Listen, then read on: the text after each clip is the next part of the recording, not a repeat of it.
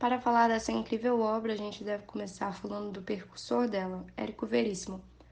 Ele foi um escritor brasileiro da segunda fase modernista, pertencendo à fase da consolidação. Nasceu no interior do Rio Grande do Sul, no município de Cruz Alta, no dia 17 de dezembro de 1905. Veio de uma família abastada e tradicional, e os mesmos perderam grande parte de seus bens, contribuindo para o motivo de Érico começar cedo em sua jornada de trabalho para ajudar a família. O autor estudou no Colégio Elementar Venâncio Aires e se mudou para Porto Alegre e esteve matriculado no Colégio Interno Protestante Cruzeiro do Sul. Em 1922, seus pais se separaram, o que o levou a trabalhar em uma seguradora e, mais tarde, no Banco Nacional do Comércio. Em 1926, volta à sua cidade natal e se junta a um amigo da família em parceria para a criação da Farmácia Central. E esse mesmo negócio faliu em 1930, que influenciou o avanço de sua carreira literária. Ocupou o cargo de secretário da redação da revista o Globo, foi promovido a diretor da revista e indicado para gerente do departamento editorial da Livraria do Globo, colaborou nos jornais Diário de Notícias e Correio do Povo, foi eleito presidente da Associação Rio-Grandense de Imprensa e, diante da censura imposta pelo Estado Novo, no início da década de 40, ele se mudou para os Estados Unidos. Ali, ele começa a lecionar literatura e história do Brasil de 1943 até 45, na Califórnia.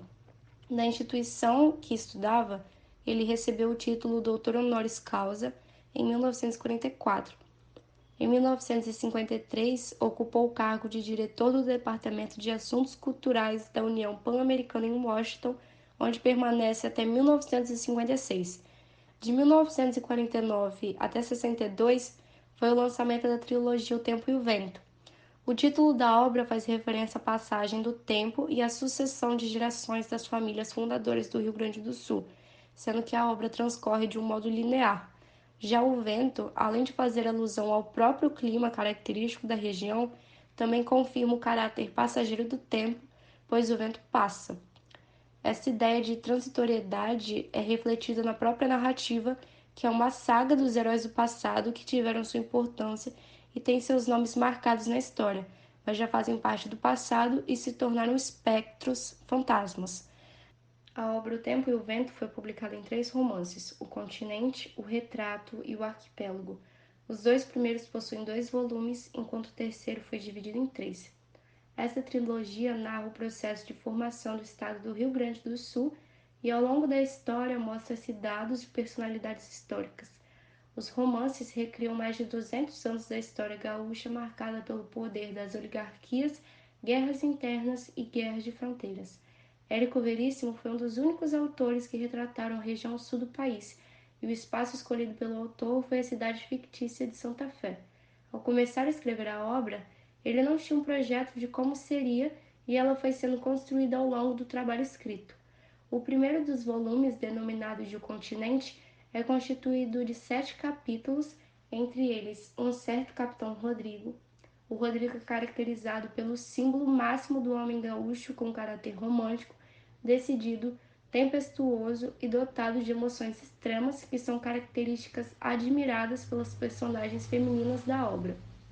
O segundo volume, que é denominado de O Retrato, as personagens deixam de ser objetivas, ativas, realizadoras de grandes atos para se tornarem pessoas comuns.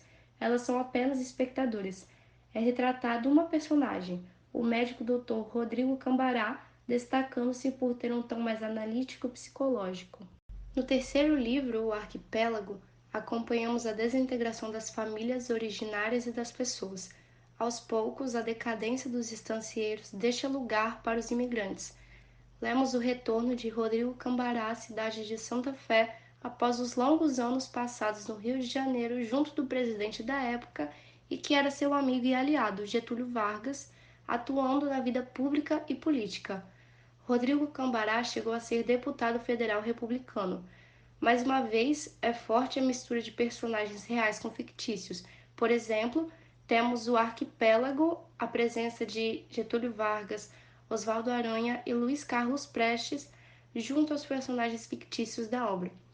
A família Terra Cambará até então somente tinha poder local, No entanto, nesse terceiro livro, havemos adquirir influência em nível nacional. Com o fim do Estado Novo, Rodrigo, doente e derrotado politicamente, luta para não morrer da cama, considerando que cambara macho não morre na cama. A trilogia termina de forma metalinguística, sendo encerrada da mesma forma que começou. Assim começou e assim terminou a narrativa das lutas e conquistas das famílias rio-grandenses. Sentou-se à máquina, ficou por alguns segundos a olhar para o papel, como que hipnotizado, e depois escreveu de um jato. Era uma noite fria de lua cheia. As estrelas cintilavam sobre a terra de Santa Fé, que de tão quieta e deserta parecia um cemitério abandonado. A obra ganhou algumas adaptações para a televisão. O Tempo e o Vento, telenovela de 1967, tem 210 capítulos, adaptada por Teixeira Filho e dirigida por Dionísio de Azevedo, e dividida em 3 partes: A Fonte e na Terra, com 3 capítulos cada, e Capitão Rodrigo, com 150 capítulos. O Tempo e o Vento, minissérie de 1985, adaptação da obra O Continente na TV Globo.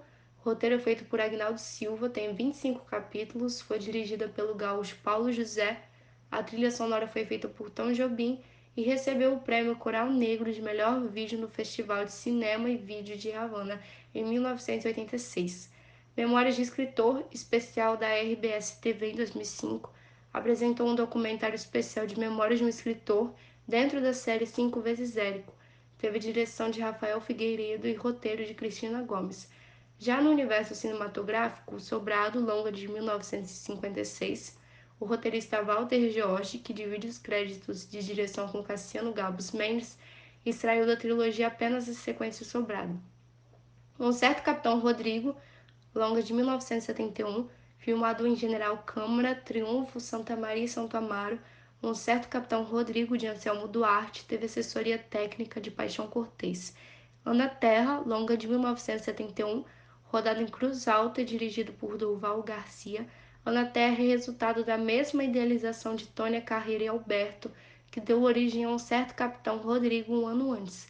E no mundo teatral temos O Sobrado, montagem do Grupo Cerco 2008, a montagem teatral de O Sobrado pelo Grupo Cerco, com direção de Inês Marroco, recebeu prêmios Braskem de melhor espetáculo pelos júris oficial e popular no Porto Alegre em Cena. E a respeito da nossa análise crítica, Érico entrega um desfecho à altura de toda a obra e após alguns meses imerso na cidade de Santa Fé e no mundo dos terracambarás, acredito que não nos esqueceremos tão cedo de Rodrigo, Floriano, Tio Bicho, Maria Valéria, Toríbio e tantos outros personagens que foram brilhantemente trabalhados pelo autor. E apesar de toda a jornada dos primeiros livros, o autor te faz relembrar das reconciliações, brigas, mortes e amores sofridas pelos personagens. A história contém vários acontecimentos históricos que permitem o leitor se sentir próximo a eles e nos fazem refletir com os diálogos filosóficos que as personagens proporcionam. Refletimos no diário de Silvia e o seu ponto de vista sobre a vida. Percebemos uma evolução linda na personagem que antes como uma menina tímida que buscava no sobrado uma casa, até o final onde a mulher se torna referência de amor e acolhimento com os homens da casa. Érico evolui Floriano de uma forma delicada e sincera. Nos colocamos no lugar da personagem quando pensamos demais em tudo para fazer, buscando sempre um significado para a vida. O personagem que busca aceitação, amor, carinho, sem antes conseguir mostrar sua vulnerabilidade diante daquele que mais admira e odeia. E para finalizar, a gente vai deixar para vocês 2 frases desse grande escritor que a gente gostou bastante.